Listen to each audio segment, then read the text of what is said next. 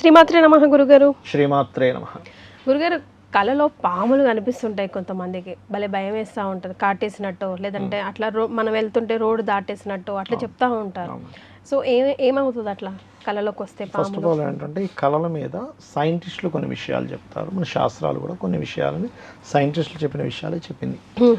ఇది first of all కళలు నిజమవుతాయా, కళలకి సంబంధం ఉందా అంటే ప్రతి ఒక్కరికి ఒక అనుభవం ఉంటుంది. ఏంటంటే సేమ్ ఇదే లొకేషన్ ఇలాంటిదే నా కళ్ళలోకి వచ్చింది అంటారు.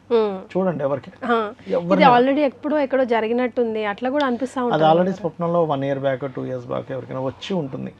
అరే సేమ్ మనుషులు, same dress code, same location, same sitting, same మాటలు నా కళ్ళకి వచ్చాయి అంటాడు. సిచ్యువేషన్ మొత్తం కళ్ళకి వచ్చింది అంటే ఏంటి, సంథింగ్ రికార్డ్ అయ్యి ఉంది ఎక్కడో, అది మనకి ఏదో కాలు కనెక్టివిటీ లాగా ఏదో కళ్ళలోకి వచ్చిపోయింది అది.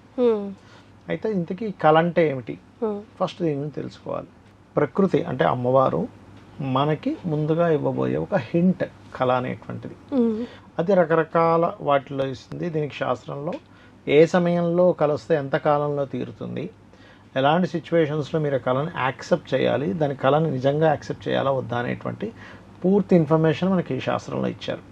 ఒకటి, మీరు ఉదయం పూట ఏదో ఇప్పుడు మీరు పాము గురించి అడిగారు, పాములు ఆడించేవాడు వచ్చాడు, మీరు పామును చూశారు, అది కళ్ళలోకి వస్తే యాక్సెప్ట్ చేయకూడదు. ఉదయం పూట జరిగిన మాట్లాడిన సంభాషణ, చూసిన విషయాలు, ఊహించుకున్న విషయాలు మళ్ళీ మీకు స్వప్నంలోకి వస్తే సైంటిస్టులు ఏదైతే చెప్తున్నారో మీరు ఆలోచించితే వచ్చిందని, సేమ్ యాజ్ ఇట్ ఈజ్ మన బృహస్పతి రచించినటువంటి స్వప్న శాస్త్రంలో ఈ అంశాలు ఉన్నాయి. అంటే మీరు ఉదయం పూట మాట్లాడింది, అనుభవించింది, చూసినటువంటివి ఇవన్నీ మీ కళ్ళలోకి వస్తే అది దాన్ని స్వప్న శాస్త్రం కింద తీసుకోరు. ఓకే, గుర్తుపెట్టుకోండి. అలా కాకుండా మనకి అవేమీ కాకుండా వచ్చింది, మీకు సంబంధం లేకుండా, అది ఖచ్చితంగా స్వప్న శాస్త్రంలో దానికి ఒక రిజల్ట్ ఉంది. అయితే ఈ రిజల్ట్ అని చెప్పే విషయంలో కూడా మనకి శాస్త్రంలో ఏం చెప్పారంటే, ఆల్మోస్ట్ ఒక అంటే టైమింగ్ అనేటువంటిది కనుక చూసుకుంటే, మీకు రాత్రి 9కో 10కో నిద్రపోయారు అనుకోండి, 12 లోపల వచ్చింది మీకు కళ, అది సంవత్సరం పడుతుంది ఆ స్వప్నం మీకు అది ఫ్రూట్ఫుల్ అవ్వడానికి, మంచైనా చెడైనా. ఓకే, కానీ అవుతుంది. ఓకే, 12 నుంచి 3 గంటల లోపల వచ్చింది మీకు ఏదైనా స్వప్నం, అప్పుడు అది మీకు ఫలకృతం అవ్వడానికి almost 6 months to 3 months time పడుతుంది. 3 to 6 months పడుతుంది. 3 to 5 మధ్యలో అయింది, 1 monthలో అవుతుంది. 5 to 6 ఒక 10 to 15 days, లేదా ఎర్లీ మార్నింగ్ ఒక 10 days, 1 week 10 daysలో మీకు 3-4 daysలో కూడా అవ్వచ్చు. ఎర్లీ మార్నింగ్ నిద్ర లేసనే కళ వచ్చింది, కానీ తెల్లారిపోయిన తర్వాత మధ్యాహ్నం పూట ఇప్పుడు నిద్రపోయే స్వప్నం వచ్చింది, దానికి అస్సలు వాల్యూ లేదని చెప్పింది శాస్త్రం. ఓకే, మనకి గుర్తుంటే ఒకటి, గుర్తు లేకపోతే ఒకటి కళ వచ్చిన తర్వాత అని కూడా అంటారు కదా. గుర్తుంటేనే దాని స్వప్నం యొక్క ఇది ఉంటుంది.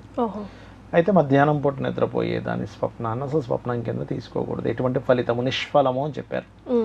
ఇక రెండో విషయం, మీకు మంచి స్వప్నం వచ్చింది, ఏ 3 గంటలప్పుడో 4 గంటలప్పుడో నిద్ర లేచారు, ఇంక నిద్రపోవద్దు, చక్కగా లేచి కాలకృత్యాలు తీసుకుని జపమో పూజ చేసుకోండి.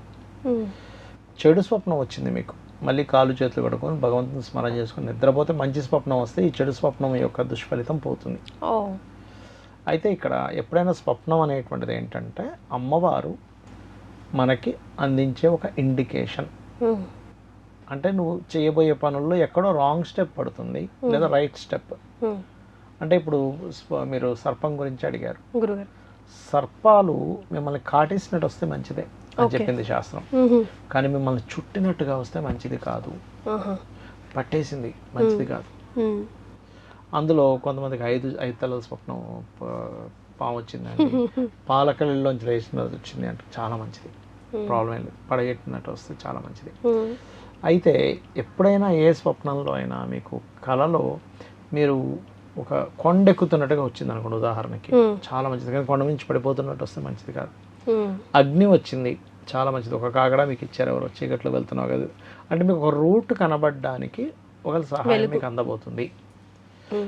ఇప్పుడు ఇందాక మీరు అడిగినట్టుగా సర్పం స్వప్నంలోకి వచ్చినప్పుడు కాటు వేసినట్టుగా వచ్చింది అనుకోండి ఉదాహరణకి, మీకు వేరే దుష్ఫలితం జరగవలసినటువంటిది, మీకు ఏదో బ్యాడ్ జరగవలసింది ఈ రూపంలో దోషం పోయింది అని అర్థం. భయపడద్దు దాని విషయంలో. కానీ అన్ని శాపాల కన్నా సర్పశాపం చాలా ప్రాధాన్యత సంతరించుకుంది కదా. అంటే సర్పదోషం చాలా మంది ఏమనుకుంటారంటే స్వప్నంలో కళ్ళు వస్తున్నాయంటే ఇక్కడ 2 రకాల కారణాలు ఉంటాయి. ఒకటి, వాళ్ళకి ఆ దోషం ఉందని ఇండికేషన్ లేదు అంటే వాళ్ళకి రాహు కానీ కేతు కానీ పంచమంలో గోచారంలో కానీ జన్మజాతకంలో కానీ ఉన్నప్పుడు మీకు ఏమవుతుందంటే ఆ స్వప్నంలో సర్పాలు వస్తూ ఉంటాయి. స్వప్నంలో సర్పాలు రావడము, మాటిమాటికి టీవీల్లో కానీ పేపర్లో కానీ అవే చూడడము, వెళ్తూ ఉంటే కొంచెం ఊర్లు ప్రాంతాల్లో ఉన్నప్పుడు సర్పం యొక్క అది వదులుతుంది చూసారా, అలాంటిది కనబడము, ఇలాంటివన్నీ దర్శనం జరుగుతూ ఉంటుంది. సర్ప దర్శనాలు ఎక్కువగా జరుగుతాయి. కొట్టేసినట్టు లేదా చంపేసినట్టు కూడా కొంతమంది కళలో నాకు తరచుగా అలాగే కళలు వస్తున్నాయండి. పురాణంలో మన పాస్ట్ లైఫ్ లో లేదంటే రెండు విషయాలు, పెద్దవాళ్ళు ఎవరో సర్పదోషం ఉంది చంపినట్టుగా కళ వచ్చింది అనుకోండి, అప్పుడు పూర్వజన్మల్లో ఏదో సర్ప సంబంధించిన దోషం చేశాడు, దాన్ని క్లియర్ చేసుకోమని చెప్తుంది.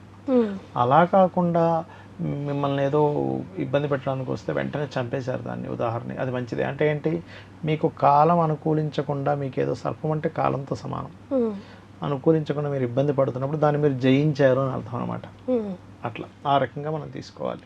జనరల్ రెమెడీస్ ఏమైనా ఉన్నాయా గురుగారు? ఇలా తరచుగా కల్లోకి వస్తున్నాయి, తరచుగా భయం వేస్తుంది. సర్పశాంతి అని ఉంటుంది, సర్పశాంతి చేయించుకోవచ్చు. రాహుకేతు గ్రహాల దగ్గర దీపారాధన చేయొచ్చు. రావి చెట్టు కిందని మనకి సర్ప ప్రతిష్ఠ చేసి ఉంటుంది, వాటి మీద పసుపు కుంకుమ గంధం కలిపిన వాటర్ని వేసి ప్రదక్షిణం చేయొచ్చు. ఇవి కనుక చేసినట్లయితే ఖచ్చితంగా మీకు ఇదవుతుంది. ఇంకొక విషయం ఏంటంటే, మనకేదైనా స్వప్నం రాగానే మనం చాలామంది తెలియక వెంటనే ఇంట్లో వాళ్ళకి చెప్తారు, అలా చెప్పకూడదు. ఇంట్లో పూజ చేసుకొని ఆలయానికి వెళ్ళొచ్చి మధ్యాహ్నం అన్నం తిన్న తర్వాత చెప్పాలి మన స్వప్నం గురించి.